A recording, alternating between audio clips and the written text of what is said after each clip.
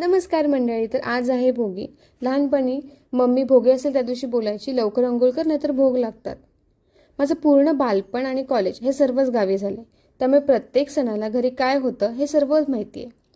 मम्मीना भोगी असेल त्या दिवशी सर्व अंगण घर शेणाने सरवायची, सर्व साफसफाई करायची. ती बोलते की जिथे स्वच्छता असते तिथेच लक्ष्मी नांदते, आणि ती सवय मला लागली. त्यामुळे जेवढं मला जमेल ना तेवढं मी साफसफाई करते. कारण मुंबई ठिकाणी ऑफिस आणि घर मॅनेज नाही होत हे सर्वांनाच माहिती आहे. त्यामुळे जेवढं जमेल तेवढंच.